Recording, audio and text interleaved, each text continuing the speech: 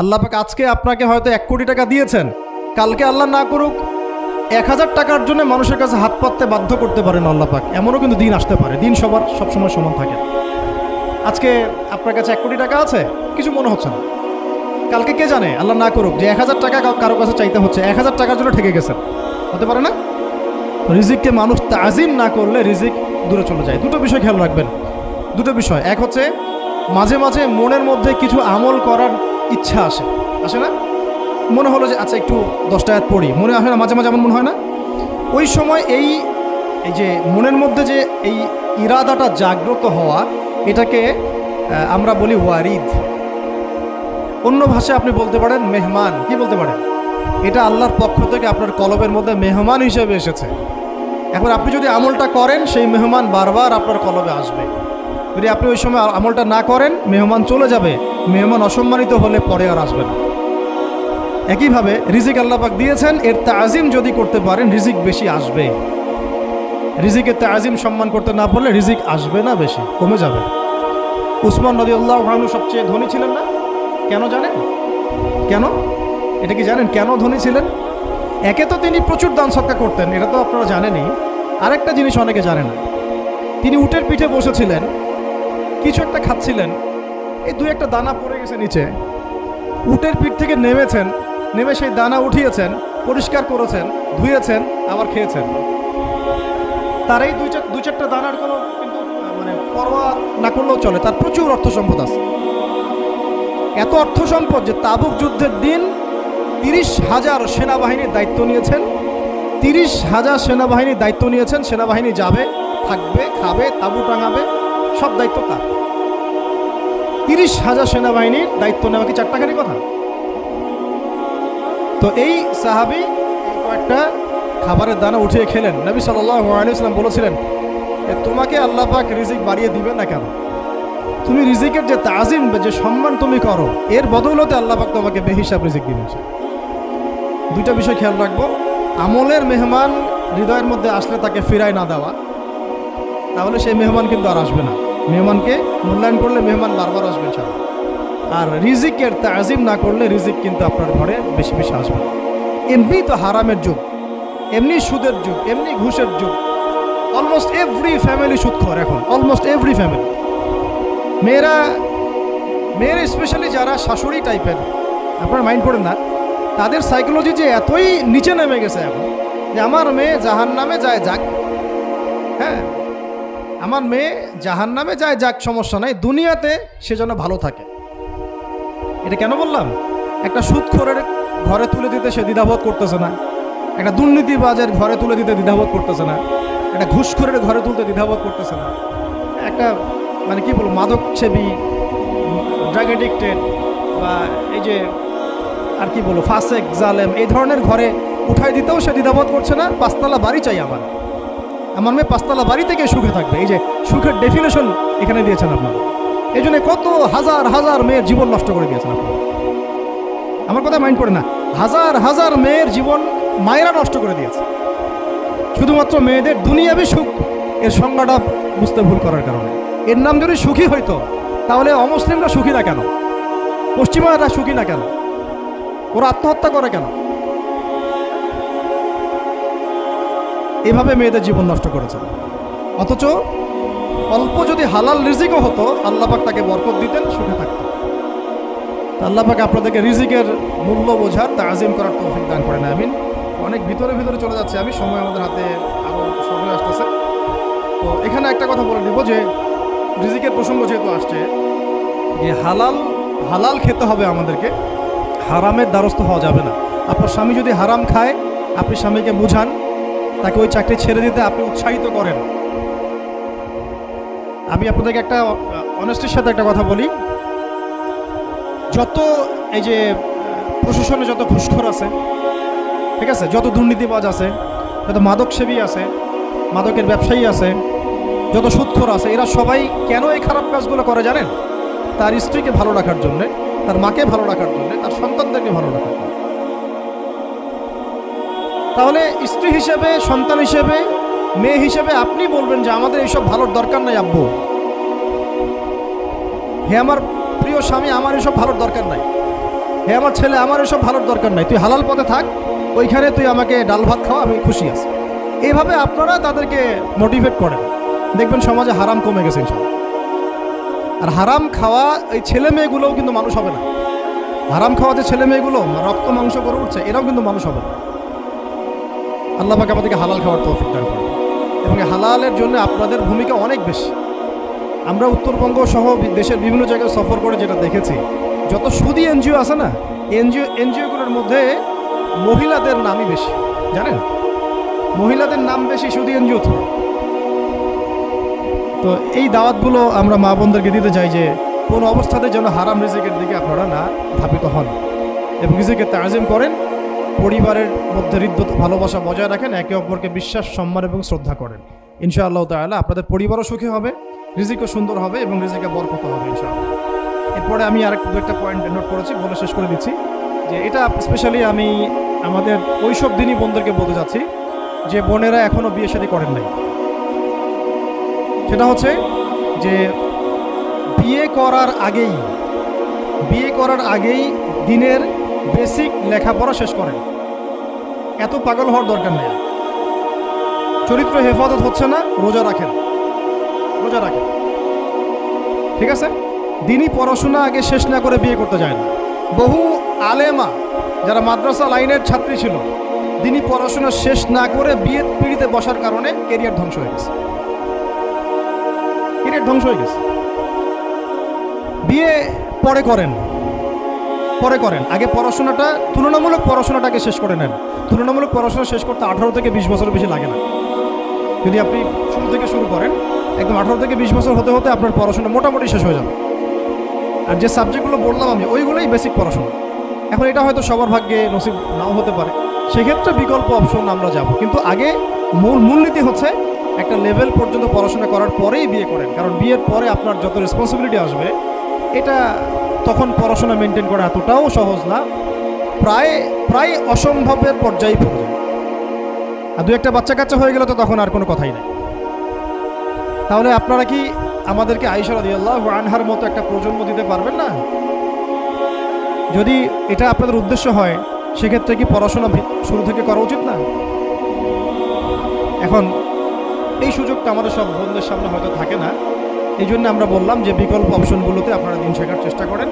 আর এরপরে যখন বিয়ে করবেন, পড়াশোনা মোটামুটি শেষ হয়েছে, বিয়ে করবেন, এখন 18-20 বছর বয়স হয়ে গেছে, এখন আল্লাহর ওয়াস্তে দুনিয়াবি বিষয়কে সর্বোচ্চ অগ্রাধিকার দিয়েন না। আজীবন পস্তাবেন, এবং একবার পস্তানো শুরু করলে এই পস্তানো আজীবনও শেষ হবে। তখন মেইল করে মেসেজ করে কোনো লাভ হবে না, কারণ আপনি বিয়ের আগে দিনকে প্রাধান্য দেন নাই, বরং দুনিয়াকে প্রাধান্য দিয়েছেন। আপনি বিয়ের আগে দিনকে প্রাধান্য দেন নাই, বরং দুনিয়াকে প্রাধান্য দিয়েছেন। যখন আপনি সবসময় পরকালকে, আল্লাহকে, তার রাসূলকে প্রাধান্য দিবেন, দিনকে প্রাধান্য দিবেন, দুনিয়া আল্লাহই গুছিয়ে দিবেন। আর যখন আপনি দুনিয়াকে সর্বোচ্চ অগ্রাধিকার দিবেন, দিন আপনার কাছ থেকে দূরে সরে যাবে। দিনের একটা গায়রত আছে, একটা ব্যক্তিত্ব, দিনের একটা স্বতন্ত্র গায়রত আছে, সে সবার কাছে ধরা দেয় না। যে তাকে মূল্যায়ন করে তার কাছেই দিন আসে, যে তাকে মূল্যায়ন করে না তার কাছে দিন আসে না। দিনদার ছেলেকে প্রাধান্য না দিয়ে বিয়ে করতে যায় না, জীবনটা ধ্বংস হয়ে যায়।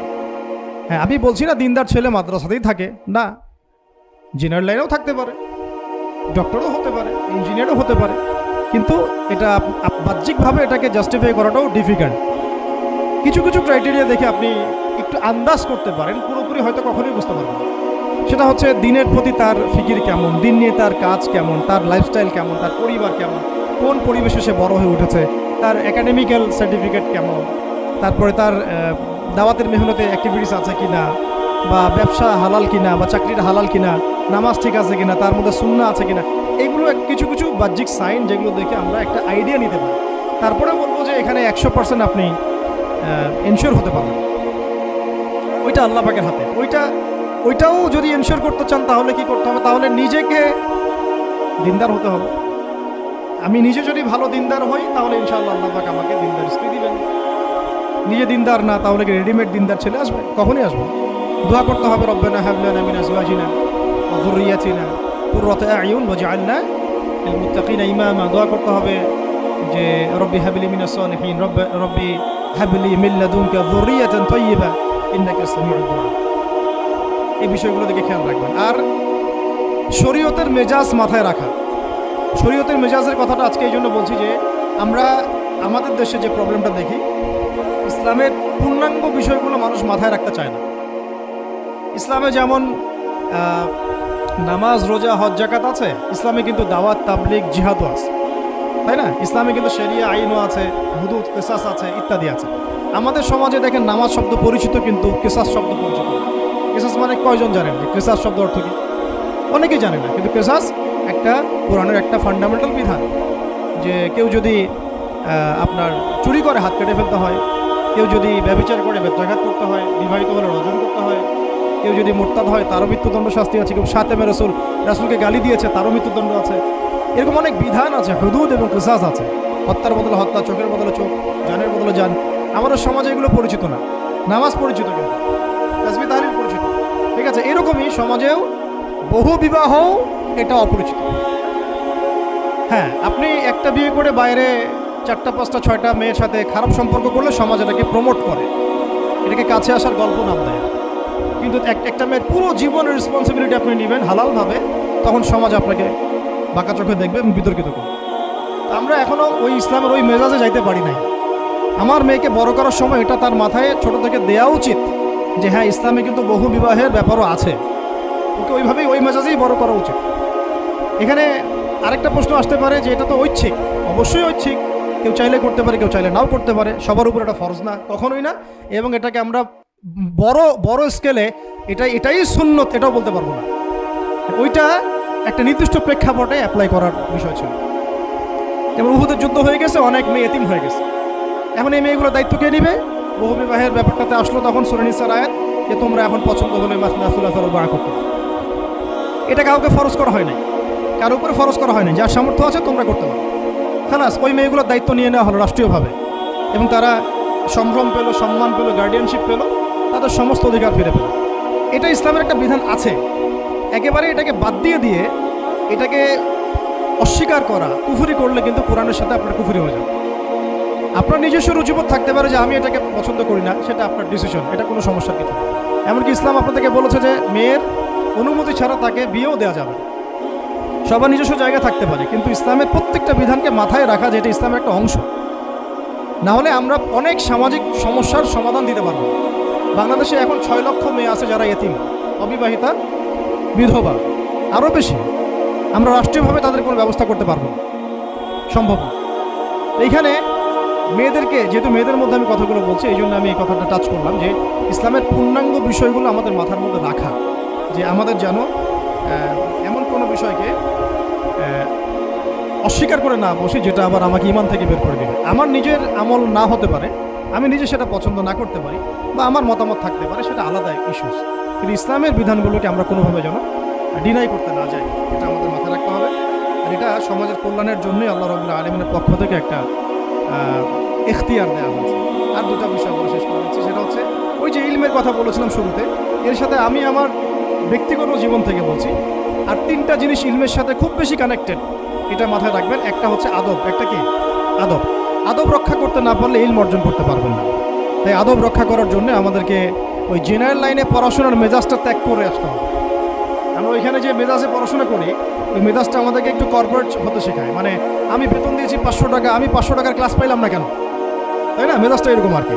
অথচ এখানে ওস্তাদের দোয়া নেওয়ার জন্য আমাদেরকে সিরিয়ালে দাঁড়িয়ে থাকতে হবে। এটা হচ্ছে এই প্ল্যাটফর্ম, এটা হচ্ছে ওই অন্য জায়গা। এখানে একজন নবী হয়েও মুসা আলাইহিস সালাম যুগের পর যুগ হাঁটছেন এমন একজন ব্যক্তির সাক্ষাতের জন্য যিনি তার চেয়ে বেশি জ্ঞানী। তার নাম খিদর আলাইহিস সালাম, যিনি তাকে সাথে নিতে চাচ্ছেন না। তিনি বলছেন যে ইন্নাকা লান তাস্তাতিআ মাইয়া সাবরা, তুমি তো আমার সাথে ধৈর্য ধরতে পারবে না। কিন্তু মুসা আলাইহিস সালাম তারপরও চললেন, বারবার প্রশ্ন করলেন, কিন্তু শেষ পর্যন্ত সম্পর্ক কিন্তু নষ্ট হয়ে গেল। মনে আছে কি? সূরা কাহফের কথা বলছে। তো এটা হচ্ছে এই ইলমের জায়গাটা এমন একটা ইলমের জায়গা যেখানে আদব রক্ষা না করলে ইলম পাওয়া যাবে না। আরেকটা বিষয় হচ্ছে তাসকিয়া, ইলম অর্জন করে ওস্তাদের কাছ থেকে দোয়া নেওয়া এবং আত্মশুদ্ধি অর্জন করা। মনের মধ্যে কোনো হিংসা না রাখা। আমাদের সবার এখন মনের মধ্যে যে হিংসা দিয়ে ভর্তি, হিংসাগুলোকে ছেড়ে দেন, মন বড় করে ফেলেন, আল্লাহর জন্য ছেড়ে দেন, হিংসা ত্যাগ করেন, গীবত করা বন্ধ করে দেন, অপবাদ দেয়া তো একেবারেই নিষেধ। পরশ্রী কাতরতা ছেড়ে দেন, মনটাকে একদম খালেস করে রাখেন। একদম সাহাবী সম্পর্কে নবীজি বলছেন, এই যে এখন যে সাহাবী ঢুকবে মসজিদে ও জান্নাতি, সবাই আগ্রহ নিয়ে বসে আছে, কে এসে ঢুকলেন জান্নাতি। পরের দিনও সেম কথা, এখন যে ঢুকবে সে জান্নাতি। সেম সাহাবী ঢুকলেন, পরের দিনও সেম কথা, এখন যে ঢুকবে সে জান্নাতি। সেম সাহাবী ঢুকলেন। এবার একজন সাহাবী কৌশল করে তার বাসায় গেলেন, দেখি তো কি আমল করে সে। তো দেখলেন তো রাত্রেবেলা তাহাজ্জুদে উঠতেছে না, এশার নামাজ পড়ে ঘুমায় গেছে, ফজরের নামাজে উঠলেন। 3 দিন থাকলেন, 3 দিন সেম সেম। তখন তিনি বললেন, আচ্ছা ভাই, তোমার ব্যাপারে নবীজি এরকম মন্তব্য করেছেন, তোমাকে তো এমন কোনো খাস আমল করতে দেখলাম না। তো তিনি বলছেন, আচ্ছা একটা বিষয় হতে পারে, আমি অত বেশি আমল হয়তো করি না, কিন্তু আমি যখন ঘুমাতে যাই আমি সবাইকে মাফ করে দিয়ে ঘুমাই। মন ফ্রেশ, মনটা থেকে সব বের করে দেওয়া, এটা তাসকিয়া, এটা ইলমের সাথে সম্পৃক্ত। আল্লাহ পাক আমাদের সবাইকে এই বিষয়গুলো বোঝার তৌফিক দান করুন। আর এরপরে আমি বলবো যে সন্তান প্রতিপালনে যত্নশীল হন, কারণ এরপরে তো আমাদের অ্যাসেট তারাই। এবং মেয়েদেরকে আমি বলবো যে আপনারা বেশি বেশি সন্তান নেবেন। কে শিখাইছে একটা বাচ্চা নিতে হবে, 2টা বাচ্চা নিতে হবে? এগুলো বোগাস কথাবার্তা পশ্চিমারা শিখাইছে। আর নবী সাল্লাল্লাহু আলাইহি ওয়াসাল্লাম কি বলেছেন? আমি সেই নারীদেরকে নিয়ে গর্ব করব যেই নারীরা বেশি বেশি সন্তান জন্ম দিতে হবে। আমি আমার উম্মতের সংখ্যা নিয়ে গর্ব করব। হ্যাঁ, সবার ফিজিক্যাল কন্ডিশন এক না হতে পারে, কিন্তু এই মানসিকতাটা ত্যাগ করতে হবে যে আমার একটাই, 2টি সন্তানের বেশি নয়, একটি হলে আরও ভালো হয়। এসব পশ্চিমা তন্ত্রমন্ত্র বন্ধ করতে হবে। ঠিক আছে, এরপরে বলবো যে মিডিয়া দিয়ে, আচ্ছা, এই সন্তান প্রতিপালনের ক্ষেত্রে একটা কথা বলে দিই যে প্যারেন্টিংয়ের অনেক বই বাজারে বের হয়েছে, প্যারেন্টিং টিপস আছে। এই প্যারেন্টিংটা নিয়ে আলাদা ইনশাল্লাহ একদিন সেশন করবো, এখানে অনেক কথা বলার আছে। সন্তান প্রতিপালন একটা শিল্প, সন্তান প্রতিপালনটা একটা শিল্প, খুব ধৈর্যের কাজ, সবরের কাজ, লেগে থাকার কাজ। সন্তানকে সময় দেওয়া, ওর খাবারের দিকে খেয়াল রাখা, ওর মানসিকতার দিকে খেয়াল রাখা, ওর ফিজিক্যাল অ্যাক্টিভিটিস দিকে খেয়াল রাখা, ওর মানে আত্মা দূষিত হয়ে যাচ্ছে কিনা এটা খেয়াল রাখা, ওর ভালো একাডেমিক পরিবেশ নিশ্চিত করা, ভালো ওস্তাদ দেওয়া, ওর সাথে মেশা, ওকে আদর করা, অনেক কিছু আছে। এটা নিয়ে ইনশাল্লাহ আমরা একদিন আরেকটা সেশন করবো ইনশাল্লাহ। সন্তান প্রতিপালনের সাথে আমি বলবো যে প্রচলিত যে মিডিয়াগুলো, এই জি বাংলা, স্টার জলসা, এই যে পিছনে লেখা আছে যে অপসংস্কৃতি, এক কথায় বিজাতীয় অপসংস্কৃতি, এই মিডিয়াগুলো বাসা থেকে বন্ধ করে দেয়। বাকি টেলিভিশনের দরকার নেই। অনলাইনে আমরাও কিছু কিছু ক্ষেত্রে আসলে আমরাও অনলাইনের মধ্যে ডুবে গেছি। আমি নিজেও ফিকির করছি, চেষ্টা করছি এখান থেকে বের হওয়ার জন্য। আপনারাও বের হন, মানে প্র্যাকটিক্যাল জীবনে আসেন। এটা একটা ভার্চুয়াল জগৎ, এখান থেকে আমরা যা দেখি এটা আমাদের মাথার মধ্যে প্রভাব বিস্তার করে। বহু সামাজিক ঘটনা এবং পারিবারিক অঘটন এই ফেসবুক, ইউটিউব থেকে হচ্ছে। এই কন্টেন্টগুলো দেখা আমাদেরকে বন্ধ করতে, বাস্তবতার সাথে এগুলো কোনো সম্পর্ক নাই। আমাদের কিতাব পড়ার অভ্যাস বেশি করে বাড়াতে হবে, ওস্তাদদের সহবতে যাওয়া, আমল করা, কান্নাকাটি করা, দোয়া করা, ইস্তেগফার করা, আল্লাহর সাথে কানেকশন। আল্লাহ পাক আমাদেরকে মিডিয়ার এই রং ঢং বলি আমি, মিডিয়ার এই রং ঢংগুলো ত্যাগ করতে হবে। মিডিয়া একটা কিছু দেখলে আমাকে কেন কিনতে হবে? কেন আমি একটা মিডিয়াতে দেখলাম যে এরকম একটা নতুন অর্নামেন্টস আসছে, আমাকেই কেন কিনতে হবে? কেন আমাকে, কেন আমি ওইটার জন্য আবার বাসায় চাপ দিব? কেন ওইটা আমি আমার পরিবারে ফাসাদ সৃষ্টি করার কারণ হবে? প্রয়োজন নাই। আর আমাদের মানে মাদ্রাসার মেয়েদেরকেও এইসব থেকে দূরে রাখতে হবে, মিডিয়া থেকে দূরে রাখতে হবে। মানে সব মিডিয়া উপকারী না, বরং মিডিয়ার মধ্যে 99%ই ইসলামিক মিডিয়া না। যদি এটা হতো যে সব এর মধ্যে অ্যাটলিস্ট 10% ইসলামিক মিডিয়া, তাহলে বলতাম ওগুলো অ্যাটলিস্ট দেখেন। কিন্তু এখানে কিন্তু সেই সুযোগটাও পাচ্ছেন না। খুব কম মিডিয়া আমাদেরকে প্রকৃত বিষয়টা শেখায় এবং সত্যের কাছাকাছি নিয়ে আসে। বেশিরভাগ মিডিয়াই প্রতারণাপূর্ণ এবং কর্পোরেট সেকশন, এগুলো থেকে আল্লাহ পাক আমাদেরকে দূরে থাকার তৌফিক দান করেন এবং এই কালচারগুলো ছেড়ে দেন। হিন্দুদের কালচারের সাথে আমাদের কী সম্পর্ক? আমরা মুসলিম, আমরা মুহাম্মদ সাল্লাল্লাহু আলাইহি ওয়াসাল্লামের উম্মাহ। আমাদের সাথে মুশরিকদের কী সম্পর্ক? আমাদের সাথে ইহুদিদের কী সম্পর্ক? আমাদের সাথে খ্রিস্টানদের কী সম্পর্ক থাকতে পারে? আমরা কেন ওদের সংস্কৃতি গ্রহণ করব? কিসের জন্মদিন, কিসের মৃত্যু দিবস, হ্যাঁ, কিসের এসব গায়ে হলুদ, কিসের এসব বৌভাত, এগুলো কি? এগুলোর সাথে আমাদের কী সম্পর্ক? আমাদের সাথে সম্পর্ক হচ্ছে হিজাবের, সালাতের, তাসবির, সিজদার, জায়নামাজের, আতরের, খুশবুর, মিসওয়াকের। আমাদের সাথে এগুলোর সম্পর্ক। আমাদের সাথে সম্পর্ক হিজাবের, আমাদের সাথে সম্পর্ক ইসলামিক ক্যালিগ্রাফির, ইসলামিক, আমাদের সাথে সম্পর্ক কোরআনের, হাদিসের, সিরাতের, লেখাপড়া, ইলমি পরিবেশের, তাসাউফের, এগুলো আমাদের কালচার। তো কালচার খুব ইম্পর্টেন্ট। কালচার থেকে দূরে সরে গেলে আমাদের আকীদা নষ্ট হয়ে যায়। আল্লাহ পাক আমাদেরকে আমাদের কালচার ধরে রাখার তৌফিক দান করেন। আর দুটো কথা হচ্ছে, হিজাবে কঠিন হন, হিজাব একটু কঠোর হয়ে যান। এটা নিয়ে হয়তো আলোচনা শুনেছেন আপনারা, আমি জানি না পয়েন্টটা এসেছিল কিনা। তো হিজাবে আরও অনেক কঠিন হতে হবে আমাদেরকে, আস্তে আস্তে আরও। একবারে তো হয়তো আপনারা সব কিছু শক্ত করে ধরতে পারবেন না, অ্যাটলিস্ট আপনার ধারাবাহিকতা বজায় রাখ। হিজাবে অনেক কঠিন হওয়ার চেষ্টা করি। আমাদের অনেক দিনই বোনকে আমরা একটু ক্যাজুয়াল দেখি হিজাবের ব্যাপারে, এটা থেকে আপনার বের হওয়ার তৌফিক দান করেন, আমিন। আর একটা মেয়েদেরকে একটা নসিহত করবো, স্পেশালি যে অল্পে তুষ্ট থাকেন, অল্পে তুষ্ট থাকেন, ইনশাল্লাহ জীবনে সুখী হয়ে যাবেন ইনশাল্লাহ। আর শেষ কথা হচ্ছে, আলেমা হওয়ার চেষ্টা করেন, আলেমা হওয়ার চেষ্টা করেন, দায়ী হওয়ার চেষ্টা করেন, এবং মেয়েদের মধ্যে ব্যাপক দাওয়াতি কাজ করার চেষ্টা করেন। এইটা জীবনের লক্ষ্য উদ্দেশ্য বানায় নেন ইনশাল্লাহ। আপনার জীবনের লক্ষ্য যদি এমনই হয়, দেখবেন এমনই জীবন সঙ্গিনী আপনি পেয়েছেন যার জীবনের লক্ষ্য সেম, তখন দুজনে মিলে আপনি কাজ করতে পারবেন ইনশাল্লাহ। আমাদের এখন প্রচুর আলেমা দরকার, আমাদের প্রচুর দায়ী বোন দরকার, আমাদের মুআল্লিমা শিক্ষিকা বোন দরকার, ঠিক আছে? আমাদের প্রত্যেকটা ডিপার্টমেন্টে এরকম যোগ্যতা সম্পন্ন দিনী বোনদেরকে দরকার। তো এইটা তো আর একা আমাদের পক্ষে গড়ে তোলা সম্ভব না। তাই সবাই